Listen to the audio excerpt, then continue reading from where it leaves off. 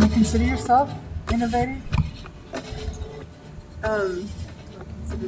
Yeah, I mean, I guess I've used I was talking to someone earlier today, and we were actually saying, like, you say I'm an innovative writer, and in some ways it sounds like bragging. I don't know. I'm doing this innovation, but I guess I've used the word experimental, before to kind of easily say what I'm doing.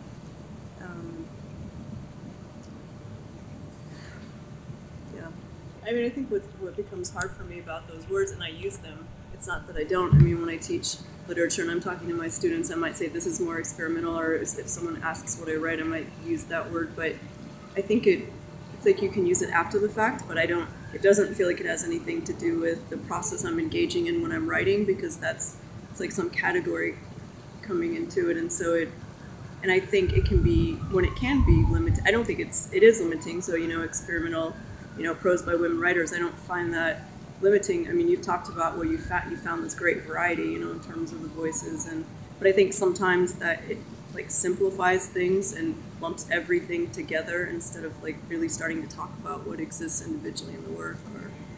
I mean, I actually run into a lot of hostility on the parts of students. I don't teach creative writing; I teach literature, so that might, these aren't writers themselves that I'm working with, but. Yeah, I mean, it's not just resistance, but almost hostility sometimes, and sort of anger towards the writers, as if kind of the writer is doing this thing in order to make the reader feel stupid, or to, it's I don't know, it's taken as a threat sometimes. So how do you address that? Very different, and I don't know that I've really figured out. I mean, we end up kind of debating a lot. I don't know